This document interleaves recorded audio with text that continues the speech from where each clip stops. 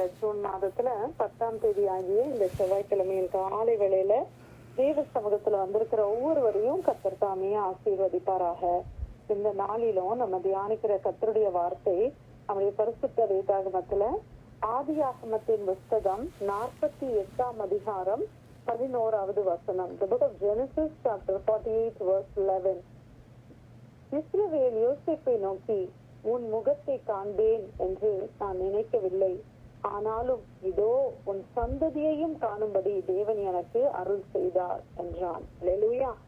யாக்கோபு தன்னுடைய குமாரனாகிய யோசேப்பை பார்த்து அவர் சொல்லுகிறார், தன்னுடைய முகத்தை நான் காண்பேன் என்று நான் நினைக்கவில்லை, ஆனாலும் இதோ உன் சந்ததியையும் காணும்படி தேவன் எனக்கு அருள் செய்தார். அவ்வளவு அருமையான தேவனை நம்ம ஆராதிக்கிறோம்.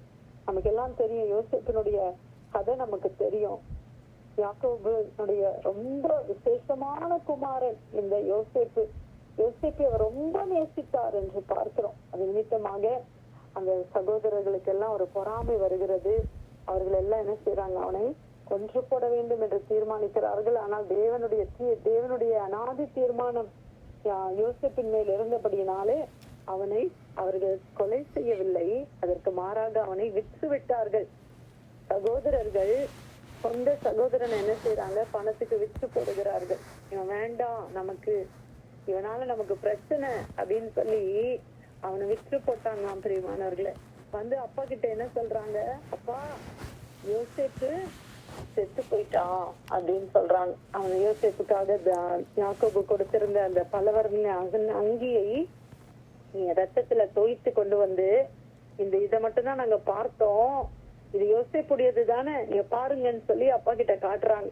எவ்வளவு ஒரு வேதனையான ஒரு சூழ்நிலை பார்த்தீங்களா. அந்த தகப்பனாரால் அதை எடுத்துக்கொள்ளவே முடியவில்லை. நம்ம வேதத்துல வாசிக்கும் போது நம்ம பார்க்கிறோம், அவர் அந்த துக்கத்திலிருந்து அவர் எழவே இல்லை. அந்த மகனை இழந்துட்டோன்ற அந்த துக்கத்திலிருந்து அவர் மறுபடியும் உயிர் பெறவே இல்லை. அப்படியே செத்து போனோம். He was like a dead soul. அந்த தகப்பனாராகிய அந்த யாக்கோபு ஒரு மரித்து போன ஒரு மனிதனை போல அவர் வாழ்ந்து கொண்டிருந்தார். தன்னுடைய மகனை இழந்துட்டோமே, இப்படி பறிகொடுத்துட்டோமே, இப்படி இளம் வயதுல இப்படி போய் பறிகொடுத்துட்டோமேன்னு சொல்லி அவர் வேதனையிலயும் துக்கத்திலையும் அவர் ஆழ்ந்து இருக்கிற அந்த நேரத்துல ஒரு நியூஸ் வருது, எகிப்துக்கு வரும்படி. நமக்கெல்லாம் அந்த கதைகள் நல்லா தெரியும். நான் சம்மரைஸ் பண்ணி நான் சொல்றேன். யோசிப்பு உயிரோடு இருக்கிறான் என்று சொல்லி அவனுக்கு நியூஸ் வருது. பிரியமானவர்கள், எப்படி இருந்திருக்கும் யோசித்து பாருங்க. நம்மளால அதை யோசிச்சே பார்க்க முடியல. அந்த யாக்கோபுக்கு அந்த நியூஸ் எப்படி இருந்திருக்கும். யோசேப்பு மறிக்கல, அவன் உயிரோடு இருக்கிறாப்பா அப்படின்ற நியூஸ் வருது. அது மாத்திரம் இல்ல, அவனை எல்லாரும் எகிப்துக்கு கொண்டு போகிறார்கள். அப்ப யோசேப்பினுடைய முகத்தை அவன் கட்டிப்பிடித்து அழுதார்கள் என்று நம்ம பார்க்கிறோம். எத்தனையோ நான் என்னை பார்க்கவே மாட்டேன், இவன் மறிச்சு போயிட்டான்னு நினைச்சு கொண்டிருந்த அந்த சூழ்நிலையில கர்த்தர் யோசேப்பை பார்க்க வைத்தார். அதான் அவர் சொல்றாரு, நான் யோசேப்பே உன்னுடைய முகத்தை நான் பார்ப்பேன்னு நினைக்கலப்பா, ஆனா தேவனும் உன் முகத்தை மட்டும் இல்ல, உன் பிள்ளைங்களையும் பார்க்கும்படி எனக்கு கிருபை செய்தார், எனக்கு அருள் செய்தார் என்று சொல்லுகிறார். அவர் யோசேப்பையும் பிள்ளைகளையும் மட்டும் பார்க்கல, அவர் பார்வோனை போய் பார்க்கிறார். பார்வோனை ஆசீர்வதித்து அவர் ஜெபித்தார் என்று வேத வசனம் சொல்லுகிறது. பிரியமானவர்களே, நம்ம சில நேரங்கள்ல நம்முடைய நம்பிக்கையிலும் அற்று போனவர்களாய், இதோட இது முடிஞ்சது, இதுக்கு மேல ஒண்ணுமே இல்ல அப்படின்ற மாதிரி ஒரு சூழ்நிலையில நம்ம கடந்து போறோம். நம்ம அப்படியே துக்கத்துல ஆழ்ந்து இருக்கிறோம். ஆனா ஆண்டவர் பாருங்க, ஆண்டவரால செய்ய முடியாத காரியம் ஒன்றுமே கிடையாது. ஆண்டவர் யாக்கோபுக்கு செய்த கர்த்தர் உங்களுக்கும் அவர் செய்வார், அவர் எனக்கும் செய்வார். அல்லேலூயா.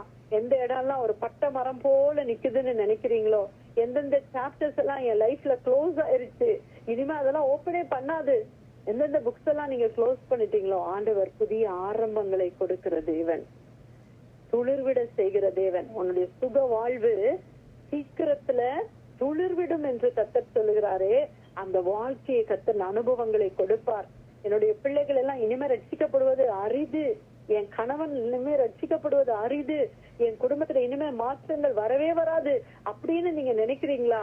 அந்த இடத்துல ஆண்டவரால ஒரு அற்புதத்தை செய்ய முடியும். ஒருவேளை டாக்டர்ஸ் நம்மளுக்கு ஹோப் இல்லைன்னு சொல்லி இருக்கலாம், ஒருவேளை உங்களுடைய கேஸை குறித்து வாதாடுகிற அட்டார்னி சொல்லியிருக்கலாம், இந்த கேஸுக்கு ஹோப்பே கிடையாது, ஏற்கனவே ஜட்ஜ் இதை க்ளோஸ் பண்ணிட்டாங்க, இனிமே இதுக்கு சான்ஸே கிடையாது அப்படின்னு நம்ம சொல்லியிருக்கலாம். உலகம் என்ன சொன்னாலும் நீங்க கர்த்தரை நம்பும் போது ஆண்டவர் உங்களுக்கு புதிய வாசல்களை திறந்து கொடுப்பார், புதிய ஆரம்பங்களை நமக்கு கொடுப்பார். நம்ம நினைக்கிறோம் இந்த யோசிப்பை மட்டும் பார்த்தா போதுமே, என்னுடைய மகனை மட்டும் நான் பார்த்தா போதுமே. ஆண்டவர் சொல்றாரு, உன் மகனை மட்டும் இல்ல, உன்னுடைய மகனுடைய மகனையும் பார்க்க ஆண்டவர் உங்களுக்கு ஆயுசு நாட்களை கூட்டி கொடுப்பார். ஒருவேளை நீங்க அப்படியான சூழ்நிலையில இருக்கிறீங்களா? என்னுடைய பிள்ளைகளுடைய திருமணத்தை நான் பாப்பேனா அப்படின்னு நினைக்கிறீங்களா? பிள்ளைகளுடைய பிள்ளைகளை காண்பாயின்னு ஆண்டவர் சொல்லியிருக்கிறார்.